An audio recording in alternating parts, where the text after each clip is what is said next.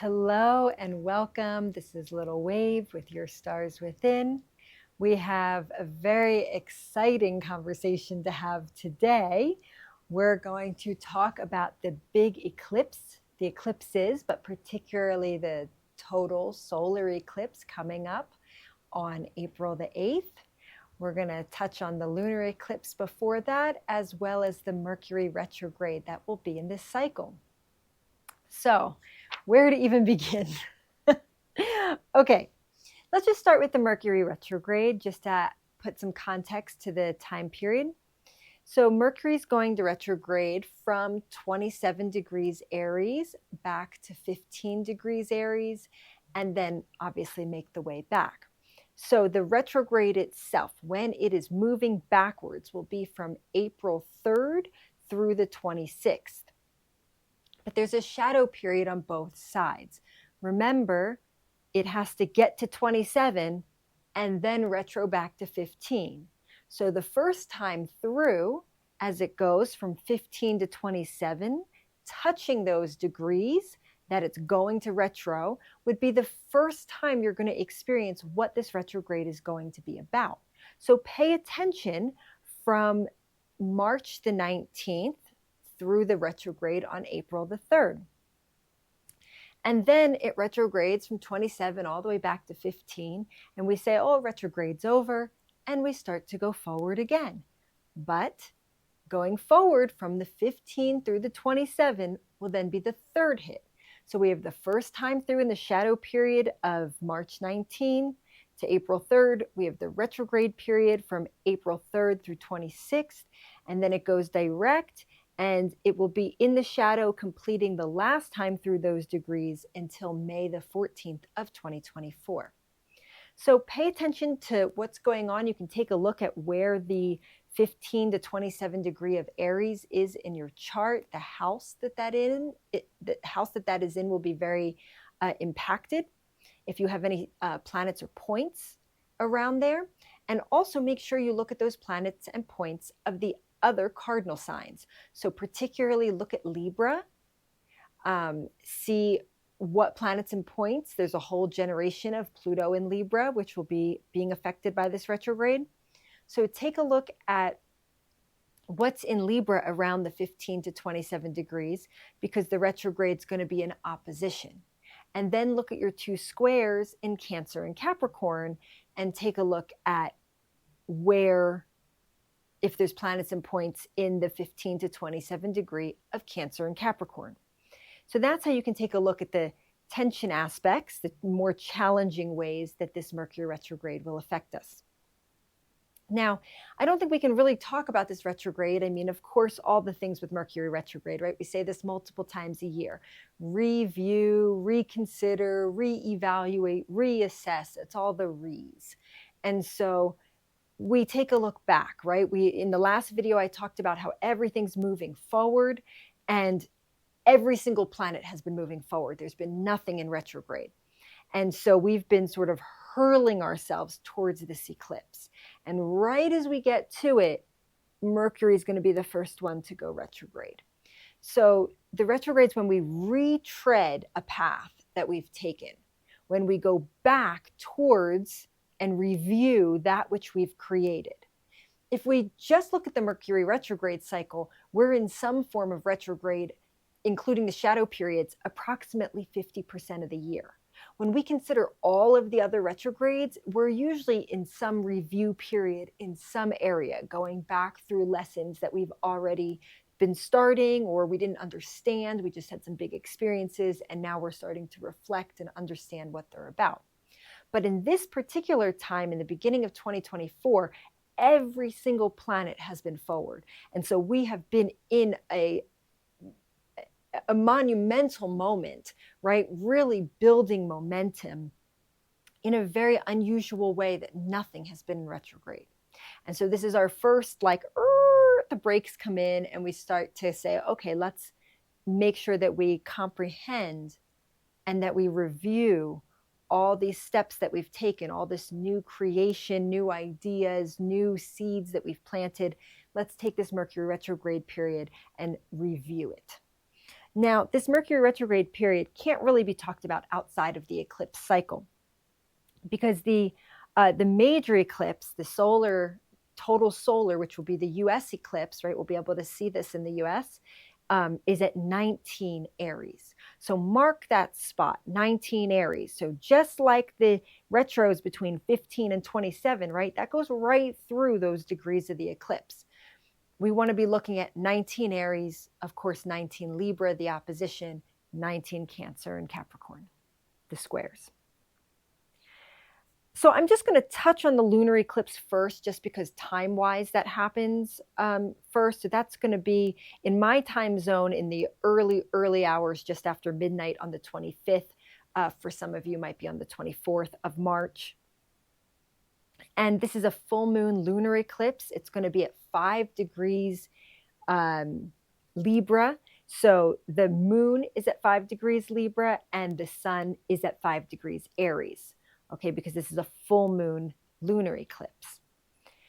Mercury will not have retrograded yet. So remember, the actual retrograde starts on April the 3rd. So Mercury will be at 23 degrees of its shadow. It's moving to that 27 mark where it's going to retrograde. We will have Mars having just entered Pisces. Mars will be at like 1 degrees Pisces. So we kind of have a new, Mars is a little confused in Pisces because Mars likes to take action. It likes to do. And yet in Pisces, it's kind of asked to be, or to float along and just automatically do, instinctively do what needs doing without a whole lot of personal will. And that can be really challenging for Mars. So Mars is asked to kind of cool down and learn how to be in more of a flow, how to be in the flow of universal consciousness instead of personal consciousness. What else will be going on with the lunar eclipse? Saturn will be at 12 Pisces and Venus at 16. So they'll be just separating. Venus will have just passed Saturn and be separating from that conjunction. And this can bring some seriousness to relationships. This can bring, it can bring some wisdom and some knowledge into like a structure or fruition. It can be understood better. It can also firm up relationships, or we have to deal with the reality or the karma of relationships.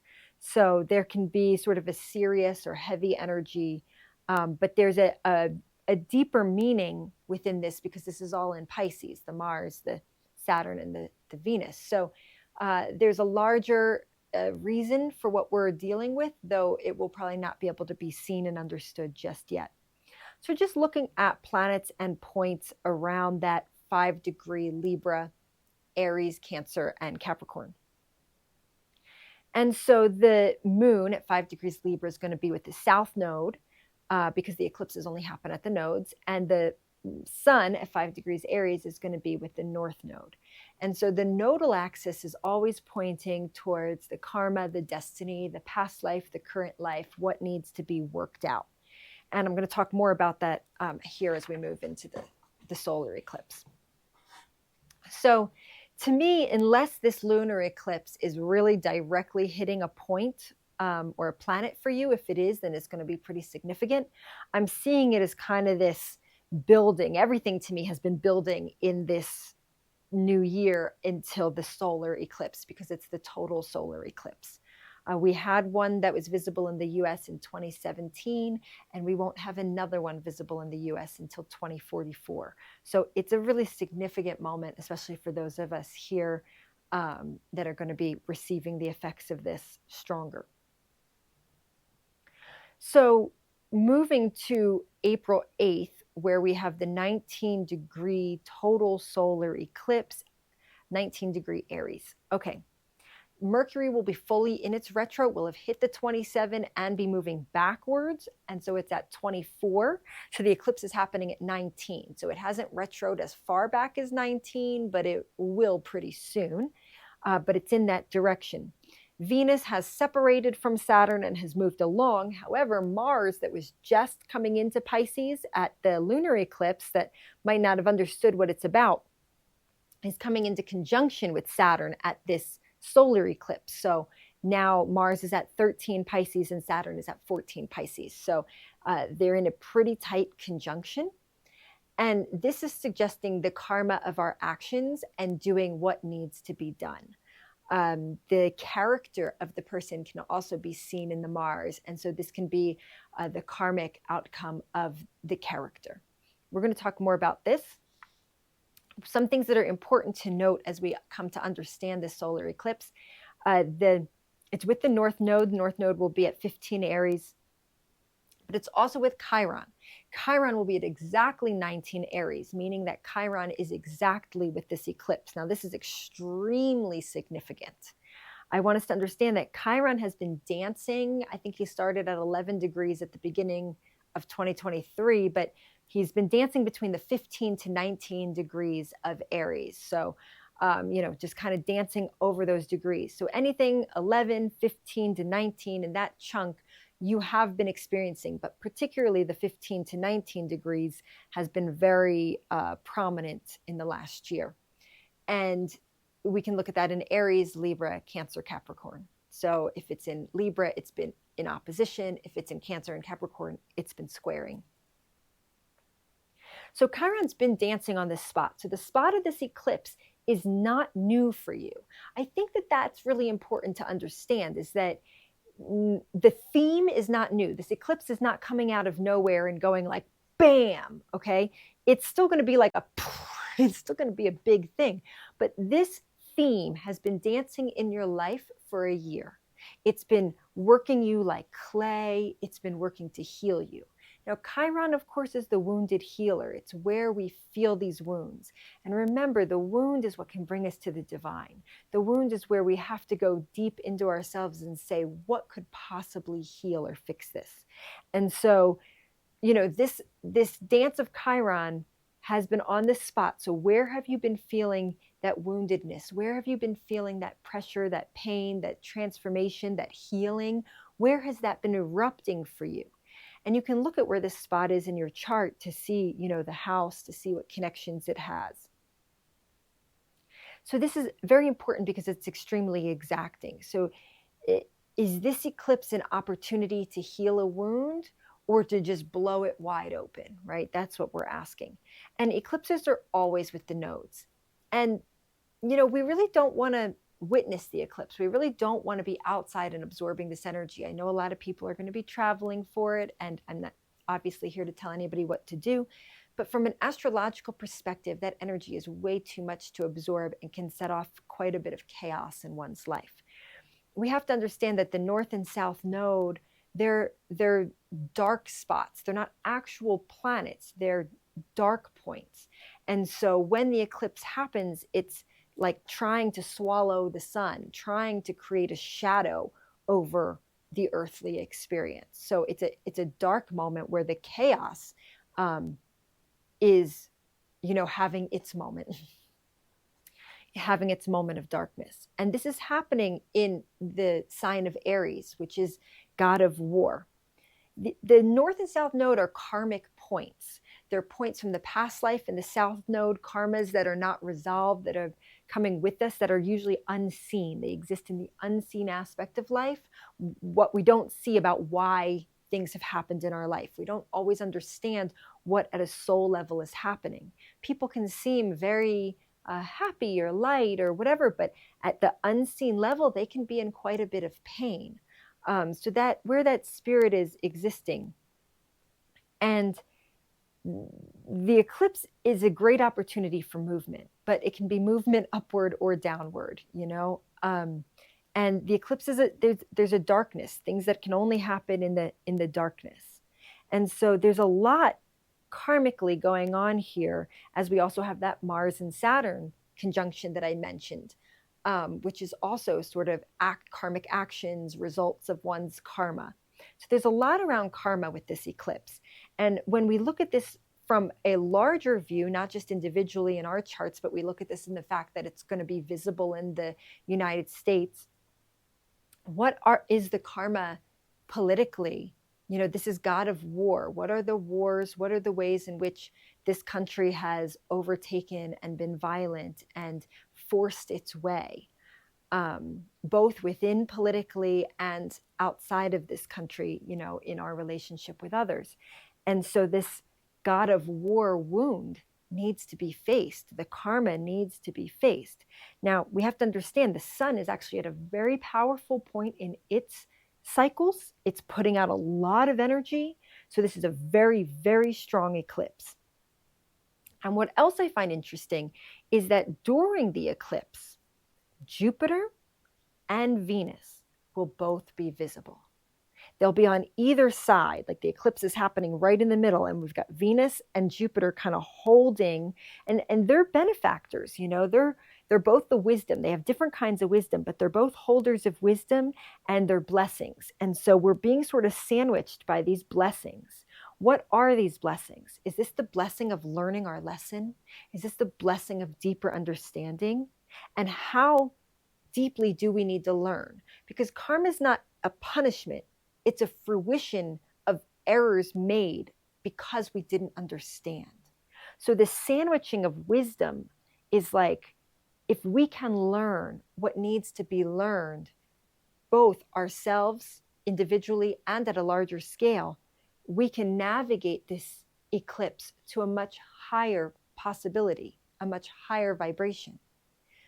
And so there is this light on either end, really kind of beaming at us, sort of saying like, here, get this, understand this, learn the lesson, digest the wisdom, become the knower, you know, come to the understanding that's needed so that these lessons can be learned gentler. This is an incredibly illuming moment, which is kind of ironic since it's the darkness of the eclipse, where we're finding out if we can pass through this gate, pass through this great darkness. Can we make a movement at the soul level that would maybe be unheard of in the light of day?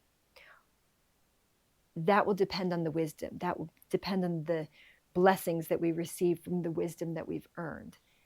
But if we have neglected our lessons, if we have not paid attention, and we're not learning what needs to be learned, if we think we can just continue to act and do as we will and what we want with the earth, with each other, with politics and harming people, and then we're going to pay a really hefty cost. And remember that eclipses can take about 6 months to come into full physical fruition. So, you know, what's happening at the eclipse, it happens at the energy level. The soul makes a shift, the energy makes the shift. And it can take up to 6 months to come sort of fully from the energy shift into the physical manifestation of this world. And so October, November, you know, around our election, we'll be seeing the outcome of this eclipse. We'll be seeing what the outcome was, what was decided about us in that moment of darkness. And it's important to realize that this is happening also at a personal level. And so, you know, it may take some months to find out what this eclipse was fully about for us, but it will be unfolding throughout those 6 months. Things to do during the eclipse. In whatever way you connect to spirit, it would be best to be situated in a space, whether it's art, mantra, music, however it is that you go to your heart, to be in a place of heart and in protection. You want to be protecting yourself from the chaoticness that can come from the darkness of an eclipse, and maybe, just maybe, be lucky enough for these benefactors and the wisdom to show you a way to a higher path. So I hope that this is clarifying for you. This eclipse is a really big deal, and things can go a lot of different ways. And I just hope that we can grab the reins of this situation and steer all of us, right? Because world peace comes from individual peace. You don't get to one without the other. And so within us, if we can steer towards a life of where we feed greater wisdom, greater peace, greater love, greater appreciation for one another, we can create a world that reflects that. And so I'm wishing you all the best with this eclipse. I hope that this has been helpful to you. And if you want to take a look at this specifically in your chart and what this eclipse is looking like for you, reach out. We can always do a reading. You're welcome to take a look at my website, Your Stars Within. Thank you. Bye.